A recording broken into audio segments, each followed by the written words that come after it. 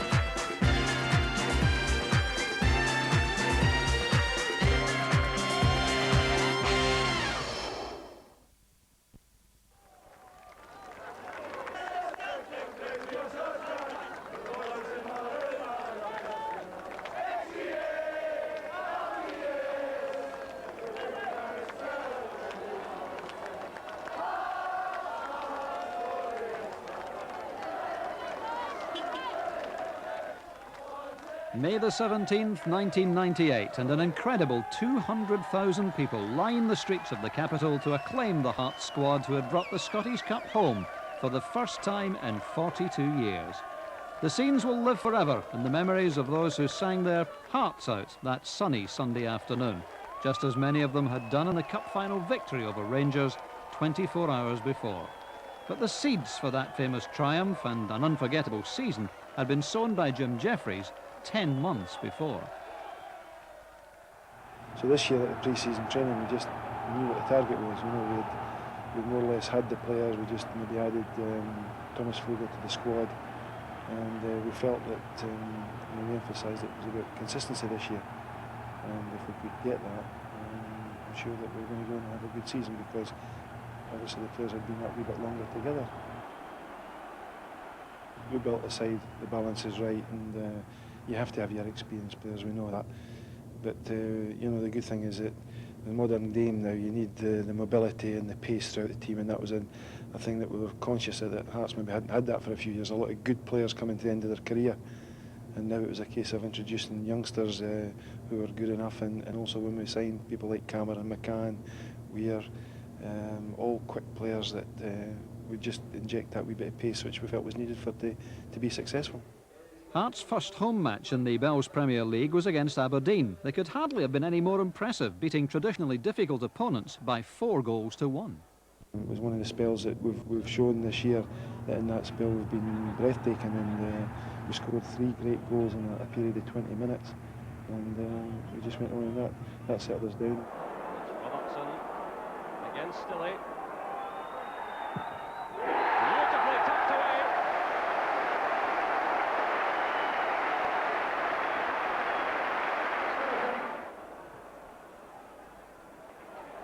This is Cameron. Ball breaks for him. This could be another one here. Cameron. Oh, great saving challenge there. Well, this game almost turned on its head. The fans all roaring, Hearts on. Good ball through for Fulton!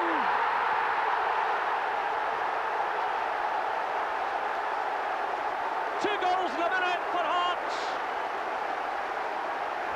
Steve Fulton. Quickly in the end by Poynton. This is Frill.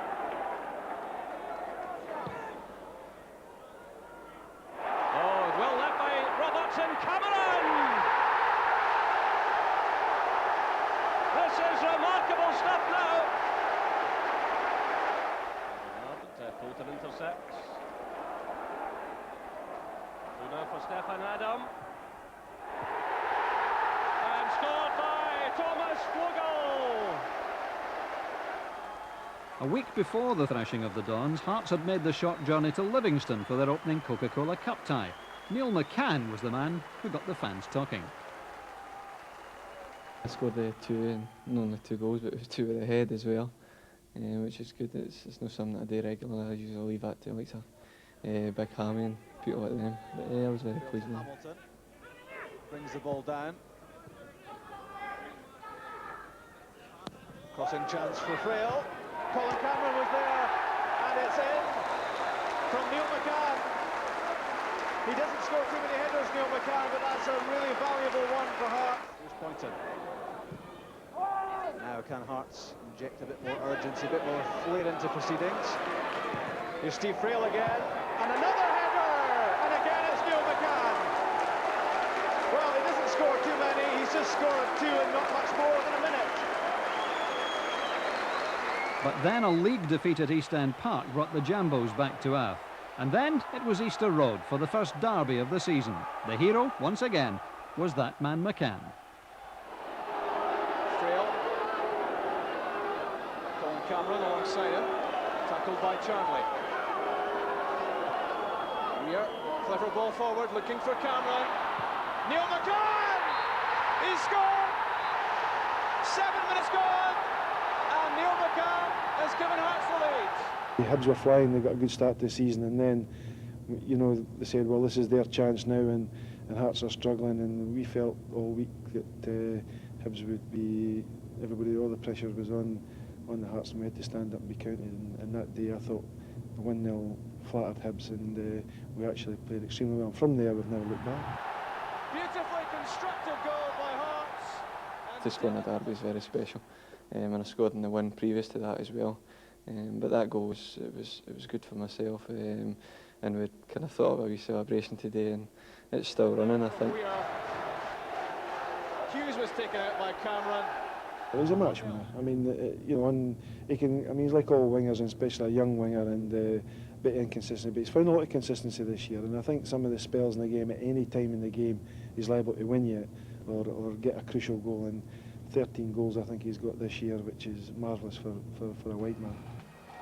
There was a gala atmosphere at Tynecastle in mid-September with the opening of the impressive new Gorgie Road stand. Dundee United were the visitors, and Jim Jeffries was taking nothing for granted. It was opening a new stand, and I think all the talk that week was about the last time they opened a new stand. It was Hibs here, and I think they lost, and you know, they're a wee bit concerned, apprehensive about it, but we got the result, and it was another hard-fought game, which, as I say, Dundee United always are. But it was great, and you know, the incentive there was to win that and go top of the league. And Hearts duly leapfrogged their capital rival Sibs to go to the top of the league, going ahead when Jim Hamilton's cross was knocked into his own net by Stephen Presley. 1-0 to Hearts, and although United equalised, Hearts got the winner they richly deserved in the second half. Neil McCann, who was in such good early season form, was the man who engineered it. The right-wing cross, a glancing header, and John Robertson the scorer. But the little man wasn't guaranteed a first-team place this season. It's very frustrating, there's no doubt about that, but you can't fault the manager for not playing other players. I mean, you try and, you know, the manager asked for consistency. That was the key word this season. He knew we had the ability, we knew we had the players.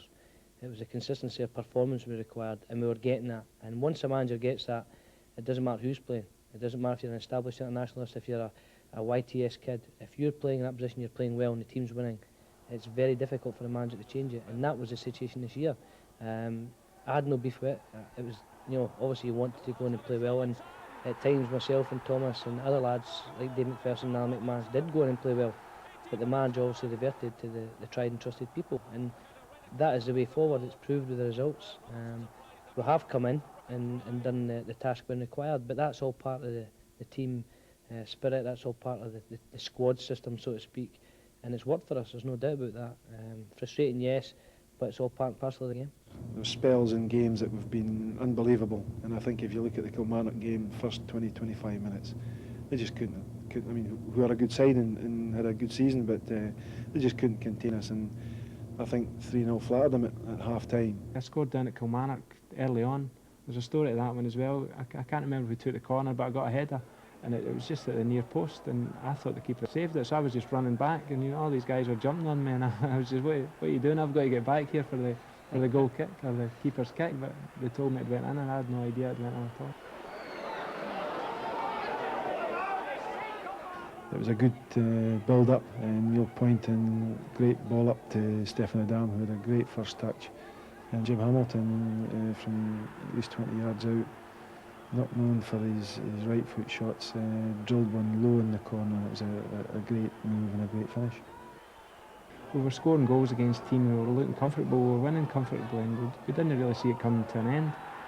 We seemed to be scoring goals for fun. I can remember games when we were 3-0 up after half an hour, things like that, you know, and it was probably coming a little bit too easy to us.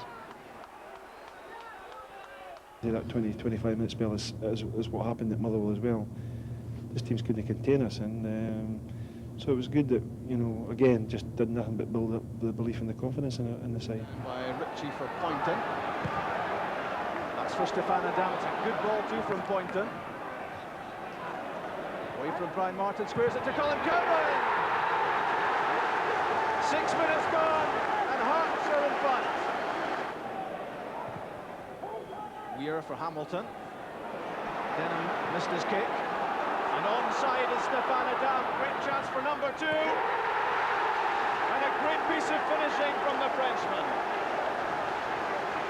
Hearts firmly in control. Jim Jeffries celebrates. With Colin Cameron in behind him. Now Weir. That's for Hamilton. He's got time, knocks it down, and Neil McCann scores! Number 3 for Hearts. They're running away with this. 20 minutes gone.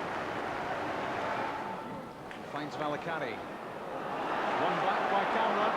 Break on here for Hearts. Fulton alongside him. And this is Jim Hamilton, a chance for Hamilton. Number 4 for Hearts. Brilliant finishing from Hamilton. And Hearts back in control. Autumn was proving to be a golden spell for Hearts, and John Robertson celebrated his 500th appearance for the club at the beginning of November. The performance was entirely fitting for Robbo's special anniversary. Well, that pleased me. The crowds were coming back. There was a big demand for people coming to the games, because the team was out playing a great, exciting brand of football, and totally committed to going forward. And defensively, we weren't, you know, it wasn't a case of where we were losing goals a lot at the other end. We were scoring goals, but that second half performance at Pittodrie was probably one of the best away performances of the season, definitely, as far as 45 minutes was concerned in the second half. we just totally run over the top of them after giving them a goal at the start. Somebody, I think it was Paul Sturrock, says to me, the difference between Hearts and the other clubs is obviously with the Old Firm, we can score goals from 5 areas. We've got 5 people looking to score, whereas most teams have one, even they said one, see, I've got one and a half, you know. So if you've got that threat from different areas of the park, then you become very dangerous. And Wim Jansen says to us, they're a team that when they make chances, they take a very high percentage of them. And again, that will help the confidence to us.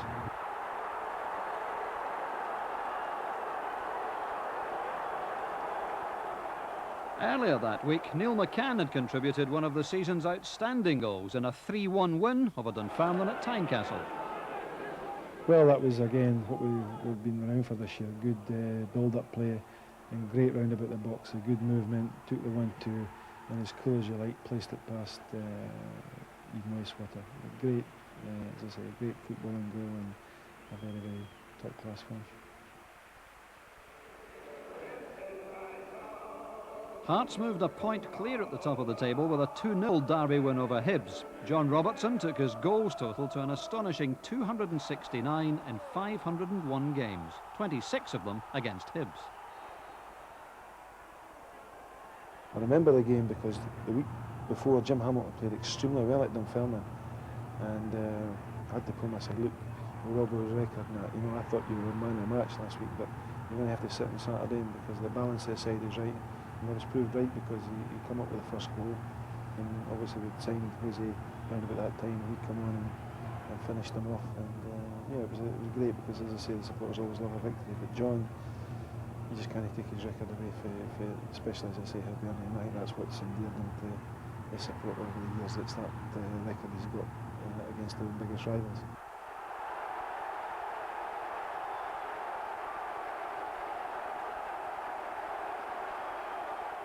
One of the keys to the club's success this season was certainly the terrific team spirit. The Tynecastle dressing room was a happy one, something all the players appreciate. I think it's very important for the team spirit and that, when you've got characters like Gary Walker, a bit of Joker in that, and throughout like Stevie Fulton, and I think you've got to have that in the mix with the seriousness to go into the games. But as I say, we've got a good blend of that kind of coming into the team, which is good for us. There's not many clubs that say don't have a team spirit. Football players in general do have it. There's an ambience between them, and when you get together, it's like an asylum. You know, it's the uncommitted asylum people, the boys that just, the pranks that go on, the general chit chat during the day, and the way you run things. It's crazy. It is a crazy world, and all football clubs have it. To get the best out of them, you have to have a place where they enjoy coming, they enjoy the training side of it. Because some certain training things can be boring. We don't dwell too long on that. We make it enjoyable. Players like doing it, so they look forward to coming here. Fantastic dressing room, real character. I mean, Jose Quitongo, since he's come to the club, is just, players love him. I think it's definitely the spirit, because for people like me, I'm a foreigner, and when you arrive at a new country, new culture, new language, it's difficult. But the lads was very, very friendly with me, the manager, the coach, the players, but everybody was friendly and helped me to have a good adaptation. The fans was brilliant as well, and I think this is the key of the success for Hearts. They catch on quite quick, and they get to learn all the words you'd expect them to learn first pretty quickly. Like Stephane and Big Gilles has been here for a wee while, so he's also a kind of old hand at it. But like Stefano and Stefan Adam and Thomas Flogo have all come in pretty quick to the scene, and they have their jokes as well. We were on the restaurant, the Hearts restaurant, and I was on the table, and Jim Hamilton said, asked to me, "Any ginger? What is ginger?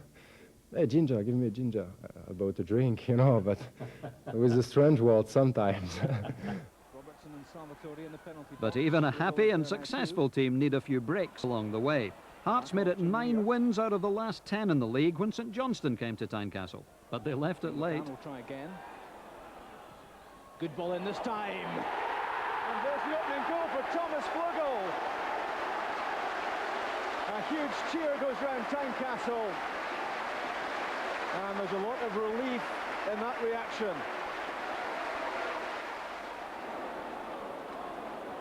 McCann's cross, 3 went for it, and it came off the hand of Kernichan. Penalty kick, which Colin Cameron will take.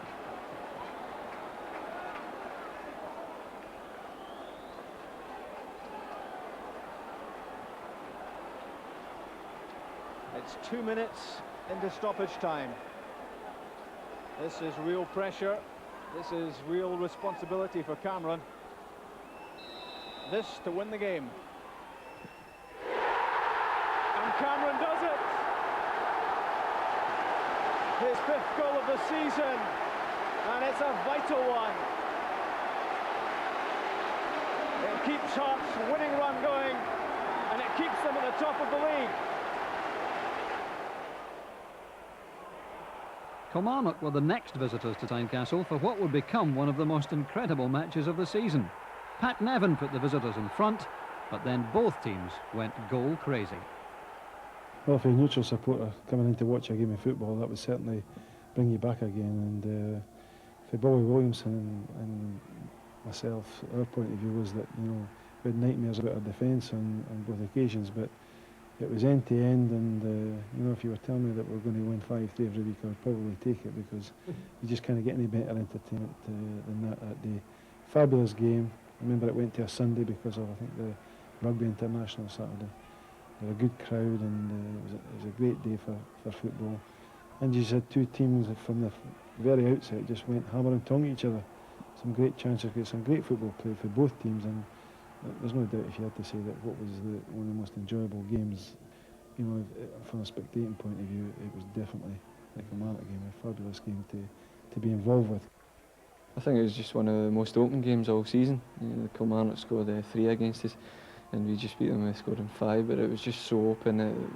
The game was flowing from end to end. It was a great game to watch for the neutrals, I'd expect, and we were just happy to come out on top. It was an important game for me. I was very, very confident before the game and ambitious. And the story was brilliant after, because it was my first hat-trick in Scotland. And the game was very, I think, a great game, because the suspense was terrible. The first goal from Kilmarnock, we take an advantage, and they came back, you know. And I think it was a great day for the team, for the fans as well. And it was the start of a good story for the club.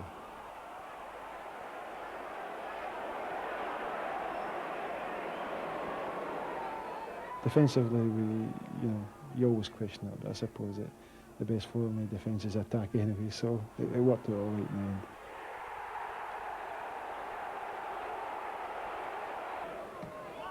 Stephane Adam duly completed his hat-trick, Thomas Flogo setting up the chance.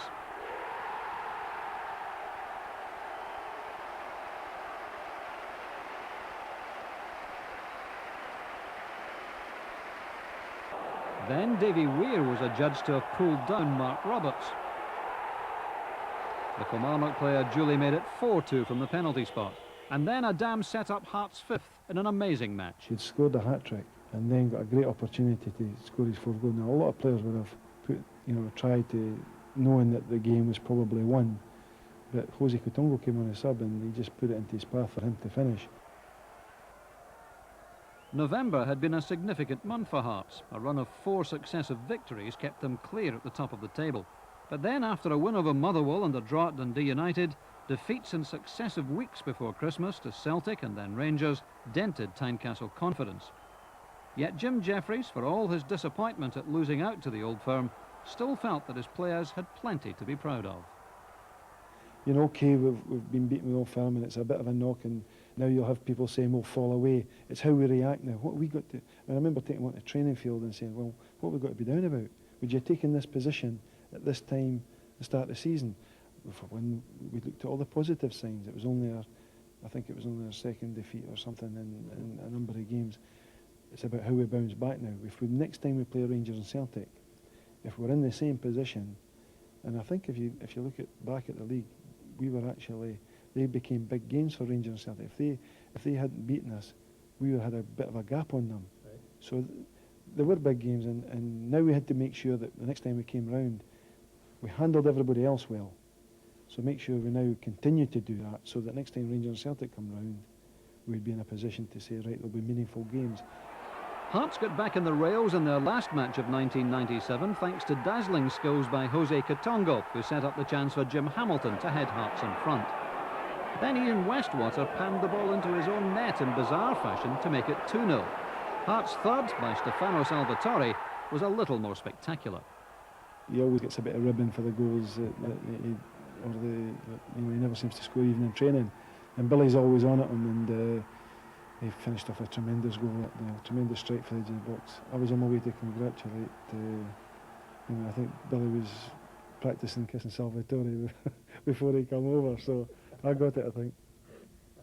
The affectionate Italian is, of course, just one of a group of foreign players who have contributed so much to the team. So what is the secret of their successful integration with the home Scots? When we get foreigners over here, the first thing that, when we take them down, we just need to take them down Princess Street and never look in there. They find the people extremely friendly in Scotland. And it's just a different, just something that they never imagined, and they've all taken to the place, and their families find it easy to settle. So that's a big plus for us. But obviously the ambitions of the club are important, and we try and sell that well to them, and it's just about bringing them and making them feel part of it and helping them to settle down, and always being there if there's a problem. 4 goals to 2. Stephane Adam got the 4th, just a couple of minutes. Stephane Adam is a player who works very hard for the team. Tremendous ability at timing his run and getting in behind defences. Plays on the shoulder people at the back, and therefore a great opportunity, a great out, and we can have it into feet if Robbo plays or Jim Hamilton. But anything over the top, then that's where Stephane Adam comes into his own. As seasons went on, people have said that he's not a finisher. You happen to think he's maybe been a wee bit unlucky, or he's done a lot more setting up for people to cash in on. He's a team player, and been a big hit for us this year.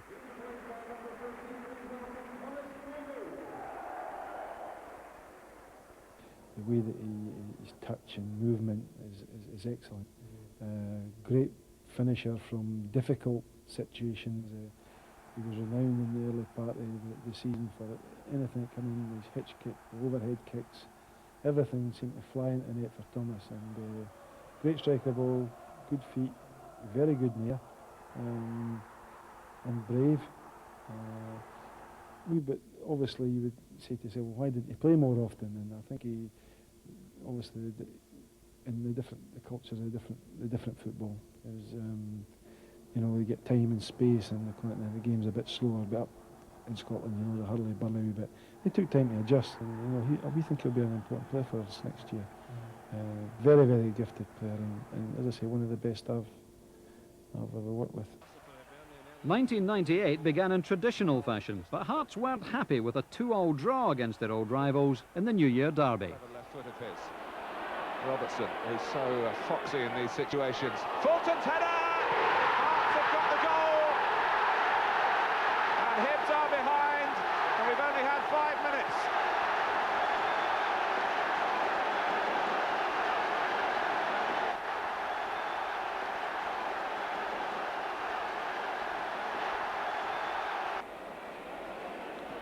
Lock. Robertson touching it off to the goal scorer, Steve Fulton. Hearts have got 4 forward ahead of him. Robertson looking for Fulton again. He's still going. Fulton, he's got another one. 10 minutes gone. 2-0. Steve Fulton scored them both.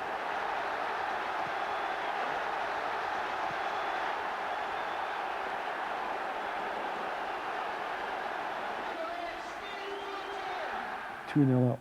The points were important, not the. We became, saying, well, we're at the top of the league, and this is another 3 great points. And when you do that, you tend to go into a wee bit of your shell. And as I say, we paid the penalty for that. 2-goal Fulton, excellent performance. I think deserves a man of the match. In midfield, Stevie Fulton is his vision, his passion's been there for all to see. He worked very hard in the summer, came back very fit, and it's benefited his game. It's not made him a better player, because the ability has always been there. The ability's never changed. He's getting old. He was back challenging. He was making forward runs. I think he's got something like 6-7 goals for the middle of the park. And in that game, he made 2 great runs beyond the defence and 2 great finishes. So, but he's had a marvellous season. After Steve Fulton really threatened to steal the show totally in the first 10 minutes with 2 excellently taken goals by the midfield man. It was all sweetness and light for Jim Jeffries and company. Him and Colin and Salvatore in the midfield have been magnificent, and I think if you had to pick any of the 3, it would have to be Stevie, who's worked really hard last season, and you can see by the way he's playing this season that if he plays, the team plays, and I think that's the biggest difference. It would be another 11 days before Hearts continued their championship challenge and path. The management team took advantage of the short break to take the squad off to Portugal, but not for a holiday. What we did was we intended to go for a break. We just felt that time of the season to go. We had fantastic facilities out at Barrington's in Portugal and the Algarve, and excellent training facility. We just shut away, but we treated it not like a break in terms of relaxing and golfing and everything. We actually treated it as if it was a sort of mini pre-season, if you like, to recharge us and get us going and show the determination that we're not going to give in, we're not going to fall away. So we worked the players extremely hard on fitness level that break, and they were very surprised about that, because I think they thought they were swanning about for a holiday. We got a lot out of that trip as well, because young Gary Naismith, we were disappointed that, you know, after coming into the first team the year before, we knew that we were going to need him because of Neil Point and started a suspension, and we felt that, you know, he's the one that should have been pushing. We were disappointed with his level of performance at that time. So whether we were him over there and he come back, and what a way to repair some. Now down, Hamilton in the centre, joined by Cameron. Weir's cross, and Hamilton, the man who seems to enjoy playing here and has exacted some sort of revenge for some treatment he was getting earlier in the game. Hearts take the lead, and Jim Hamilton is the scorer. Hearts have got 3 in the middle. That was nearly Hamilton again. Oh, and it is from Naismith. That's an absolute cracker. Well, no wonder they go to the youngster. Fulton for Hamilton. Can they get back in front? Hamilton has done it from a tight angle. Hearts regain the lead. Second of the game for Jim Hamilton. Yeah, and a brilliant pass from Stephen Fulton, a good finish. Another twist to the tail here. The victory took Hearts back into second place, just 1 point behind Rangers. Then, after drawing at Kilmarnock, came one of the best displays of the season against Dundee United at Tynecastle. One went through now, looking for Cameron. Oh, and he takes advantage. Colin Cameron, after 29 minutes, it was a mistake by Maurice Malpass. It looked as though the chance had gone, but Cameron did ever so well to pick up his 7th goal of the season. Fulton it was who sent it forward.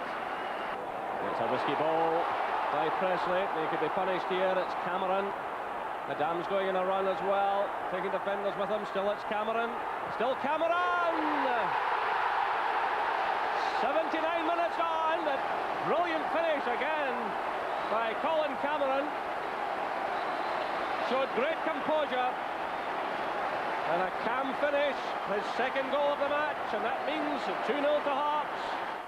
Actually, I think we doubled the bonus that day. That's how important we felt that game was. It was a big game to come back, and obviously being at home the last time, I think it was the game before, the league game was the Rangers, but good performance on a good game again, back end-to-end stuff. But Colin Cameron scored 2 exceptional goals that day. The game will be remembered for that. Colin Cameron, who I think is one of the major players for this club in respect to the position he plays, he's always first to reach the forwards. He's first to offer support to us. You can play it first time, you can take a couple of touches. Mickey's always there, unselfish runs, and a good goal scorer. So good at getting into the box, making it count. Colin Cameron pulls a goal back for Hearts. Into February, and after Rangers dropped a point to Dunfermline the day before, Hearts and Celtic both had the chance to take advantage when they met on the Sunday afternoon at Tynecastle. The 1-1 draw felt like a victory for Hearts after a dramatic late equaliser. He stabbed it through. Great reaction from Gould, and he's under pressure again. And another good save this time from Naismith. Celtic were a better side. There isn't any doubt about that. They're a better side, missed their chances, and then you've got to say, well, don't let them away with it. They got themselves in front, chance to kill us off, didn't, and then wee Jose came up with, I think that just sent them. I've never seen Tynecastle like that. The referee has checked his watch. We've played 2 minutes of stoppage time here at Tynecastle. It's Katongo. Can Hearts even things out at the top of the championship race? And the ball just beyond Weir, but still Hearts have it through Hamilton. Katongo is there. Twisting and turning, there's a chance on there for McCann. Katongo! Jose Katongo for Hearts! More than 2 minutes into stoppage time. And look at the delight among the Hearts players and the supporters. What a dramatic end here at Tynecastle. Jim Jeffries can't quite believe it. Almost 3 minutes of stoppage time gone. Looked as though Celtic were just about home and dry. It looked as though the chance had gone for Hearts. It was picked up there by Hamilton. He swept it in. Katongo got a touch on it. Twisting and turning there. McCann had an effort. And then Katongo, with the help of a deflection, makes it Hearts 1, Celtic 1. This championship looks as though it might go to the wire. The performance was okay, but to score at such a late stage in the game, and the scenes with the Jose going to the corner and the fans coming on, it was quite a special game as well, because it kept the season alive for us. The first one that reacted to me was Paul Ritchie, and he was about 20-30 yards onto the pitch. So when he's going like this, you know, I'm saying, well, I'm just headed for him, and then suddenly realised about 20 yards on the pitch, I better get off here. But it was just just one of these things that, you know, I mean, there's nothing better, I don't think, for any manager than seeing his team score a goal. I mean, if it's in that circumstances, it's even more elating. But any time I like to see the team score. Jim Jeffries' dance of delight maybe contributed to a back injury though, and the manager was missing when Billy Brown took the team to Fir Park. But the phone lines between Lauder and Motherwell were red hot. And I was in constant touch with Chris Robinson for the director's box, and you know, when I heard they were 2-0 down, I thought, Jesus, here we go. You know, I felt like getting out of bed and getting there. And I think Jim Hamilton had said that they realised, you know, that I could have been there at half time if they didn't do something about it. But I think Jim got us back in the game very quick. A great header. I've seen it on the box, and just as the news was falling through, I knew when they got back to 2-2 they would take some stopping, and it turned out to be first-class performance again at a difficult place. Stephane desperate to get on with it. That's a good header from Jim Hamilton, and immediately Hearts pull one back. 6 minutes to the interval, and that's Jim Hamilton's 10th goal of the season, the Hearts top scorer. A well-timed header, and Stevie Woods had not an earthly. That's lost in the middle by Motherwell. Now David Weir. Adam is on the outside, Jim Hamilton's through the middle, it runs for Cameron. Saved by Woods, and Jim Hamilton scores! That's the equaliser, Hamilton's second, and Hearts are back in business. It looked as if Steve Woods had it, and then he lost it. And Jim Hamilton wasn't hanging about here when the ball came free, tucked into the net. So that's number 11 of the season now for Jim Hamilton. He's so sharp in these situations that Steve Woods will wonder why he didn't hold on to that. Cameron continuing his run through the middle. Adam on the ball, away from Newman. That's a clever ball in, and Fulton! Hearts are ahead. It's been an incredible spell from them.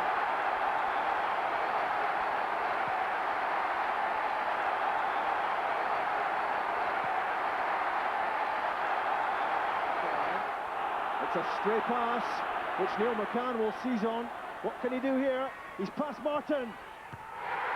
And Stephane seals the points for Hearts. Careful to keep himself onside. And applying the final touch to Neil McCann's cross. Perfectly set up, perfectly finished. And Hearts' comeback is complete. There's 3 I've scored at Fir Park this year, and they've all been good goals because they've been important goals, especially the one when we were down 2-0 in the 4-2 game.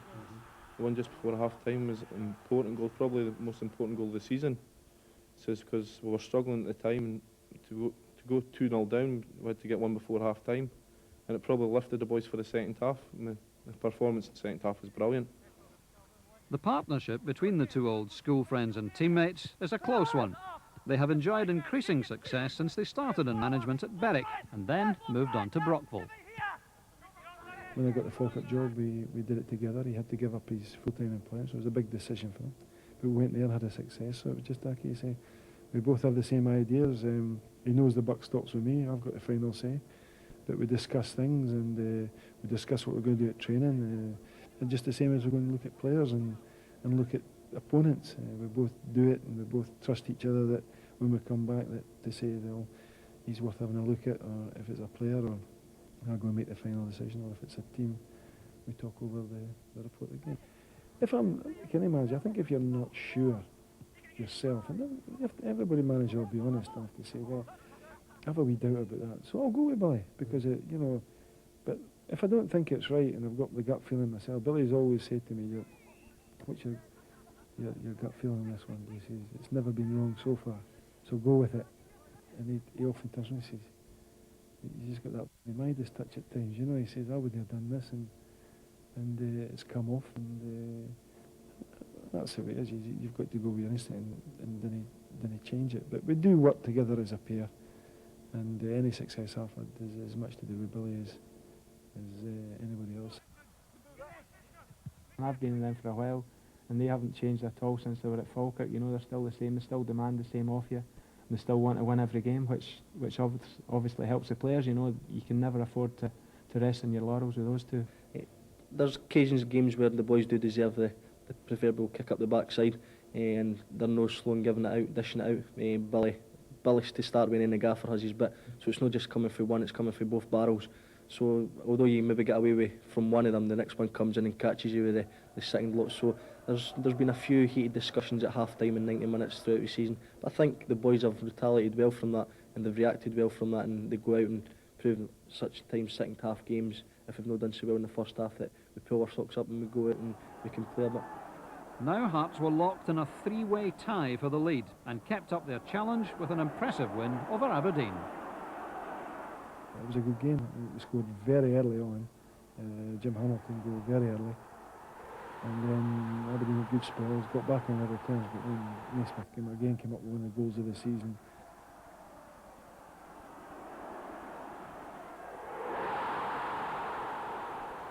That was a very important game for us. It was a big match.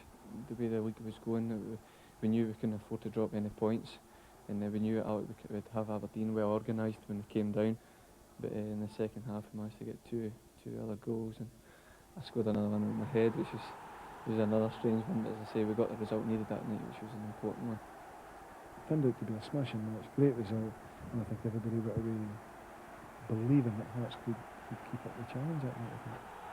3 days later, it was yet another so-called title decider against Rangers at Ibrox.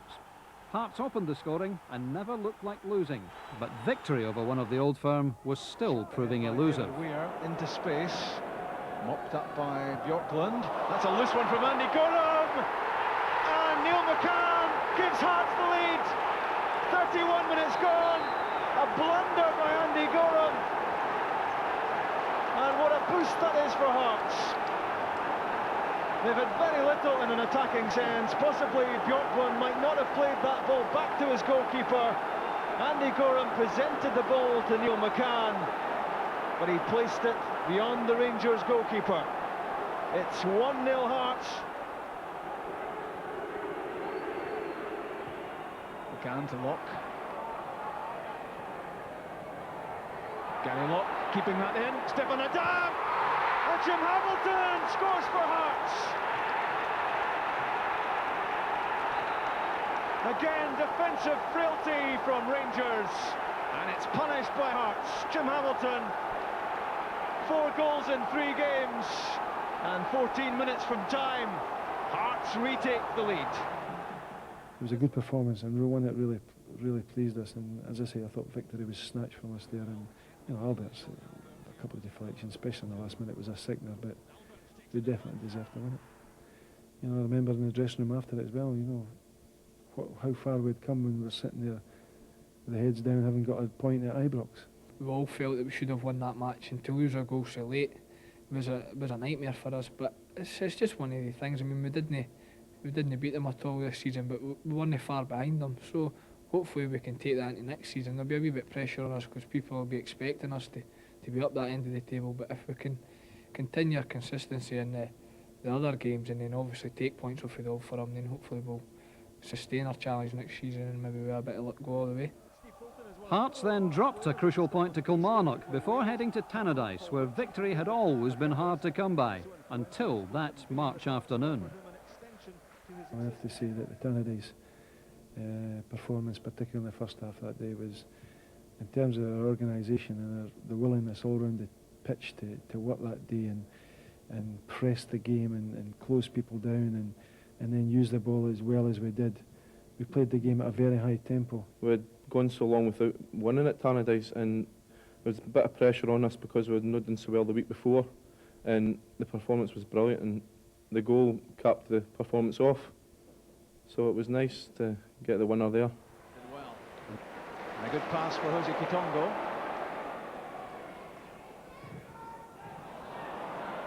Loose pass from Grant Murray. It's won back by Fulton. Neil McCann chips it over the top for Hamilton. Jim Hamilton! Hearts have the lead! 8 minutes gone! And Jim Hamilton's golden spell continues. 6 goals in 6 games now. The Hearts fans celebrate. And this was a superb piece of finishing from Jim Hamilton. Fantastic finishing. I thought we deserved to win that day by a lot more than 1-0, and one of the top 3 performances of the season for me. I always said to them, we've not got a good record. This is the toughest place, one of the toughest places to come. We've just come out here, we've beaten them 1-0, but we've played them off the park. And now, if that doesn't give you a belief that you can go in and win the league, because that set us up nicely for Parkhead the following week, now they better start to believe it, because a lot of them, in fact, I don't think anybody fancies you to get anything up here today, far less the way that we won the game. And I thought that would be the day that we could believe that we could again still be in there. So Hearts' confidence was high as they headed for Celtic Park, and another match whose outcome would have a vital bearing on the championship race. We stamped our authority in the game, and Celtic, okay, had wee spells and things like that, but I thought it was a better result for us than them. But one, again, we were a wee bit disappointed that we felt we could have won it that day, but 2 difficult matches away from home. We got 4 out of the 6 with Tannadice and Parkhead, and we didn't concede any goals. So another big step forward towards heading for the end of the season. It'd be easy for the strikers and midfielders to get all the publicity in that, but I think the defence has been really good this season, particularly in David Weir and Paul Ritchie. They've formed a great partnership in the centre of defence. But we've also had Big Shields and goals, and Roddy McKenzie, when he's came in, has done great. But we've had a couple of players in either positions of the full-backs. Like Neil Point was playing great at the start of the season until he got his suspension. And then young Gary came in and showed everybody what he's capable of. And also he proved that through the season. He got voted Young Player of the Year, which topped it all off for him. And then the other side with Alan McManus was playing great at the start of the season. Unfortunately he dropped out, and Gary Watt came in, who done great also, and then he got injured, which is unfortunate for himself. But Big David McPherson's came in at full-back and done great, and young Grant Murray had played a couple of games, which is also very good. David Weir, Paul Ritchie at the back, the 2 of them have formed a great partnership. Obviously Davey's in the Scotland squad now, and Big Paul's a few B caps. Without doubt, the two central defenders, David Weir and Paul Ritchie, have been magnificent. They've actually blended in perfectly together, left foot, right foot. Both very solid in the air, good tacklers. Davy probably a wee bit more comfortable than Paul in the ball and sets most attacks up. And I think it's a testimony to their partnership that the manager brought Dave McPherson back in to play central defence, but then decided to stick with the two and put Davy to right back because of the partnership they'd formed. Those two were really the cornerstone. We're cavalier and we go forward and we leave ourselves short at the back on occasions, and there's nothing you can do about that. But I think if you go out and you win the game, no matter what the scoreline is, the supporters are happy. But as a defender, we'd like to go and try and keep a clean sheet. But as I said, as long as you score more goals than the opponents and you win the game, that's fine. He's very pacey. He's learning to be more comfortable on the ball. I think he'd say that himself. That's probably the area he's got to improve on the most. But everything else, you know, he's really got the world at his feet. He's got every attribute the modern centre-half needs to have. All three contenders were showing signs of nerves as the matches began to run out. Sadly, the sequence of dropped points which finally ended Hearts' championship dream was underway. As it is, you could see in the delight and the relief when Neil McCann scored, but we sat back. And that's bad enough, but there was a period in that game when we sat back and won the ball and then gave it away far too easily. I felt we just became a wee bit unprofessional in the last 20 minutes and allowed them to get the goal, which I thought we invited, because we did sit back and gave them far too much room to play, and we should have really. It was a big disappointment. I think that's the one that we're really disappointed about, and that was the start of it, I feel. We went on, I think, 4 or 5 games without a win, which really killed us off. And it's a bit disappointing seeing how Rangers and Celtic have stumbled across the line at the end. And we knew ourselves that if we'd played to our capabilities throughout the season, for a full season instead of 3 quarters, we'd have had a genuine chance of being league winners. As it turned out, Rangers and Celtic both dropped points, and it makes you kick your heels a wee bit. That, you know, you say to yourself, well, if we'd just done this now. But the game's all about ifs and that. Nobody had envisioned how many points the 3 teams with 6 games to go. If you'd said to them that was the total they were going to drop, people would have said, there's no way, not the 3 of them. But as I say, there was very few points gathered in the last 4 or 5 games. It went a wee bit in the end, but as we've said before, we'd far rather be challenging for the title and losing it in the last 3 or 4 games than not challenging at all. There's no doubt that people will give us a lot of praise and say we've been good for Scottish football this year, because it's not just a case of winning and that, but I think the style of the way the Hearts have done it has been important this year. That's why the fans keep telling to us, you know, I've never enjoyed a season like this for many a year. I mean, the football has been fantastic. We've scored more goals than we've ever done in a season. We've won more games than we've ever done. We've lost fewer games. All the wee personal little records has been there that we've managed to go through, and we've put a young, exciting side out in the park, and a team that I know that they're a joy to watch.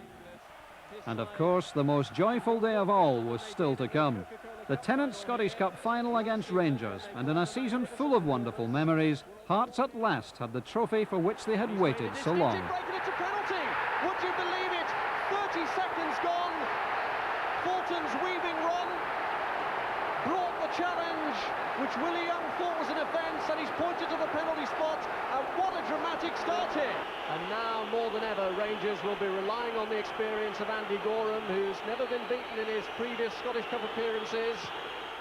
But he's been beaten for the first goal of the game, and it's Cameron who's given Hearts a real edge with a penalty in the 2nd minute. And Walter wants to get down and touch with the dugout. And Adam stole in, and it's 2-0. And Amoruso for a moment went to sleep, and Stephane Adam took full advantage. And Hearts now send their supporters into raptures with a real opportunity of winning their first silverware in 36 years. Here now comes 27-year-old Steve Fulton. He's missed only 1 game this season.